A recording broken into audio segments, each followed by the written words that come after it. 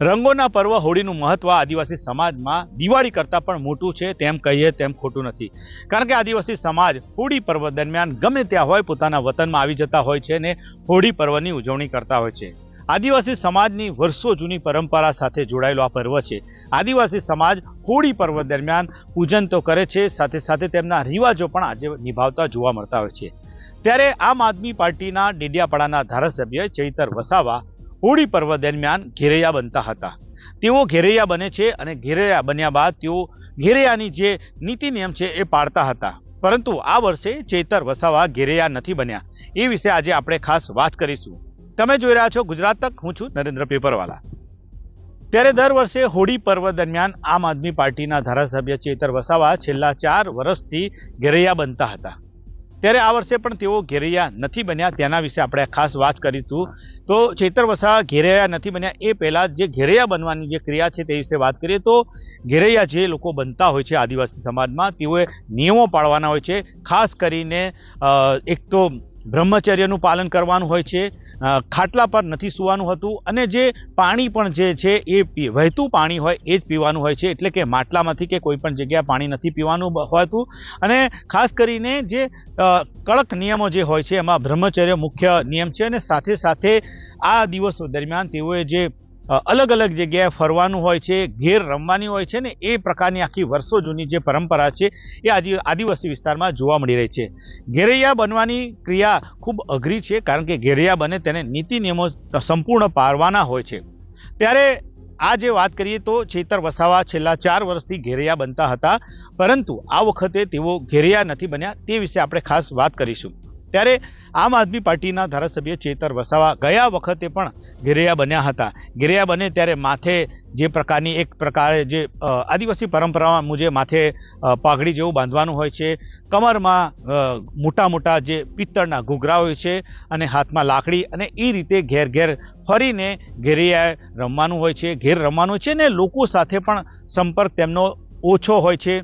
આજના યુગમાં તેઓ મોબાઈલ પણ નથી વાપરતા. જે ઘેરૈયા બનતા હોય છે તે એવા પણ નિયમ છે અને કડક નિયમો હોય છે. અને ખાસ કરીને લોકોથી દૂર રહેવાનું હોય છે. અને મેઇન જે ઘેરૈયા બને તેમના માટે બ્રહ્મચર્ય ખૂબ મહત્વનું છે.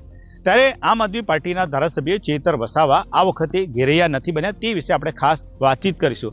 તો તેઓ ઘેરૈયા નથી બન્યા તેનું મુખ્ય કારણ એ છે કે તેઓએ કોર્ટમાં પરવાનગી માંગી હતી કે તેમને હોળી પર્વ દરમિયાન 1 થી 10 તારીખ સુધીમાં તેઓને ડેડિયાપાડા વિસ્તારમાં જવાની પરવાનગી આપવામાં આવે. તો તેમને પરવાનગી કેમ માંગવી પડે તો તે વિશે આપણે થોડા પાછળ જઈશું. કારણ કે આમ આદમી પાર્ટીના ધારાસભ્ય ચૈતર વસાવા પર એટીવીટીની જ્યારે ડેડિયાપાડામાં મિટિંગ હતી જેમાં કેસ થયો હતો, તેમાં તાલુકા પંચાયતના પ્રમુખ સંજય વસાવાએ જે કેસ કર્યો હતો એ કેસમાં ચૈતર વસાવા ધારાસભ્ય ઘણા સમય સુધી જેલમાં રહ્યા હતા અને ત્યારબાદ તેઓને જામીન મળ્યા હતા. પણ જામીન જે મળ્યા હતા તેમાં શરત એ હતી કે તેમને ડેડિયાપાડા તાલુકા વિસ્તારમાં જવાનું નથી, એટલે કે એમના માટે એ પ્રતિબંધિત વિસ્તાર છે. ત્યારે ચૈતર વસાવાનું વતન ડેડિયાપાડાની અંદર બોગજ ગામ છે ત્યાં છે અને ત્યાં તેઓ રહે છે. ત્યારે તેઓની સામે એટલે કે ચૈતર વસાવા સામે જે કેસ થયો હતો એ કેસની અંદર તેમને શરતી જામીન મળ્યા હતા. શરતી જામીન એવા હતા કે તેમને ડેડિયાપાડા તાલુકા વિસ્તારમાં જવાનું નથી અને એ કારણે તેમને ડેડિયાપાડા વિસ્તારમાં નથી જવાનું એ પ્રકારના પ્રતિબંધ સાથે તેમને જામીન મળ્યા હતા. ત્યારે ચૈતર વસાવાએ કોર્ટ સમક્ષ મંજૂરી માંગી હતી કે 1 થી 10 તારીખ સુધી હોળી પર્વ છે તો તેઓને ડેડિયાપાડા તાલુકા વિસ્તારમાં જવાની મંજૂરી આપવામાં આવે. કારણ કે ખાસ કરીને ડેડિયાપાડા જે તેમનો વિસ્તાર છે, ડેડિયાપાડાના બોગજમાં તેમનું ગામ છે અને ત્યાં તેઓ જવા માંગે છે અને જે હોળી પર્વની પરંપરા છે તેને લઈને તેમને ત્યાં જવાનું હતું, પરંતુ પરમિશન નથી મળી તેમને. એના કારણે ડેડિયાપાડાના ધારાસભ્ય ચૈતર વસાવા ઘેરૈયા નથી બન્યા. ત્યારે ચૈતર વસાવા અત્યારે ઘેરૈયા તો નથી બન્યા, પરંતુ તેમને કોર્ટની તારીખ હતી એ પહેલાં જ જે ઘેરૈયા બનવા અને જે અન્ય પ્રક્રિયા છે તે કરી હતી. એટલે કે 28 તારીખ બાદ વિધાનસભા બાદ તેમને ઉપવાસ પણ કર્યા હતા અને જે કપડાં ધોવાના એ ધોઈ પણ નાખ્યા હતા. એમને એક આશા હતી કે કદાચ જો પરમિશન મળે તો તેઓ ઘેરૈયા બની શકે, પરંતુ તેઓને કોર્ટમાંથી તેઓને 10 દિવસ ડેડિયાપાડા જવાની મંજૂરી નથી મળી, જેના કારણે તેઓ ઘેરૈયા નથી બન્યા. પરંતુ ચૈતર વસાવા જે પોતાની જે 4 વર્ષથી જે માનતાને બાધા રાખતા હતા તે પ્રમાણે જે હોળીનો ઉજવણી થશે ત્યારે હોળીની ઉજવણીની અંદર એટલે કે જે હોળીની ઉજવણી થશે તેની અંદર તેમના પિતા અને તેમનો જે દીકરો છે એ નાળિયેર છે એ ચૈતરભાઈ વસાવા વતી એક નાળિયેર હોળીમાં હોમશે. એટલે કે આ પ્રકારે હોળીની જે પૂજા વિધિ છે તે કરવામાં આવશે. પરંતુ ચેતર વસાવાને આ વખતે જે ડેડિયાપાડા જવાની જે મંજૂરી હતી એ કોર્ટ દ્વારા ન મળતા તેઓ ઘેરૈયા નથી બની શક્યા તેવી જાણકારી અમને મળી છે। ત્યારે વાત કરીએ તો ચેતર વસાવા ડેડિયાપાડાના ધારાસભ્ય છે અને તેઓ વર્ષોથી ઘેરૈયા બનતા હોય છે, પરંતુ આ વખતે એમને ઘેરૈયા બનવાની પરમિશન નથી મળી, પરંતુ તેમને તૈયારી તો કરી દીધી હતી। મળતી માહિતી અનુસાર તેમને જે વિધાનસભાનું સત્ર ચાલતું હતું ત્યારબાદ જે ઘેરૈયા અને જે પૂજા વિધિ કરવાની હોય છે તેની વિધિ માટે તેમને તૈયારી કરી હતી।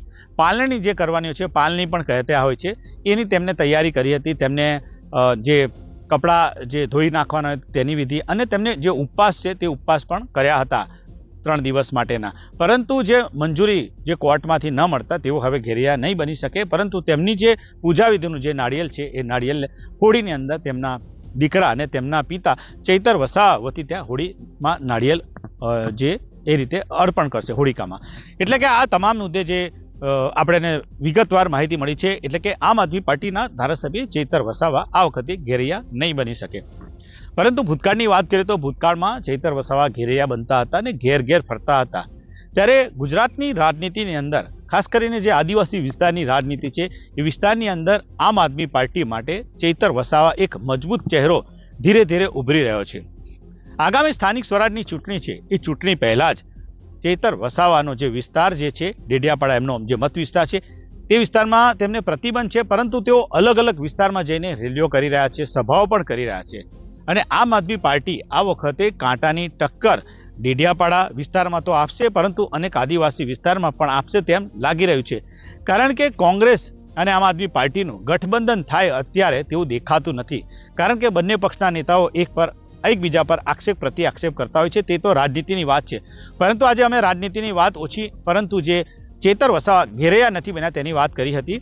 ત્યારે ચેતર વસાવા આ વખતે ઘેરૈયા નથી બન્યા, પરંતુ તેઓ ગઈ વખતે જે ઘેરૈયા બન્યા હતા અને કઈ પ્રકારના જે દ્રશ્યો હતા એ પણ અમે તમને બતાવીશું, તો એ દ્રશ્યો પણ તમે જુઓ।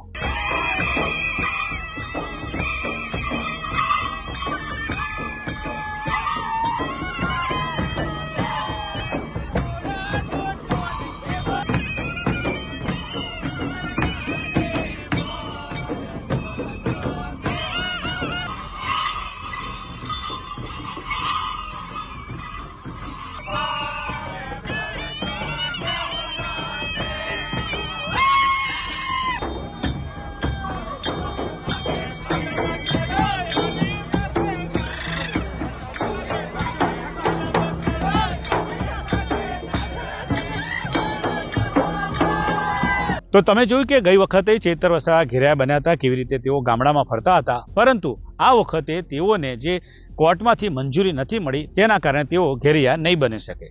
તો આ તો અમારો ખાસ અહેવાલ, જેમાં અમે તમને બતાવ્યું કે ચેતર વસાવા કેમ આ વખતે ઘેરૈયા નથી બની શક્યા અને તેઓ કેમ ઘેરૈયા નથી બની શક્યા તે વિશે તો વાત કરી, પરંતુ તેમને જે ઘેરૈયા બનવાની જે વિધિ ને જે હોય છે પરંપરા તે પ્રમાણે તેમને તૈયારી રાખી હતી, પરંતુ કોર્ટમાંથી મંજૂરી ન મળતા તેઓ આ વખતે ઘેરૈયા નથી બન્યા। ત્યારે આ તો અમારો ખાસ અહેવાલ, તમને કેવો લાગ્યો તમે કોમેન્ટ બોક્સમાં જણાવી શકશો। નરેન્દ્ર પેપરવાલા, ગુજરાત તક।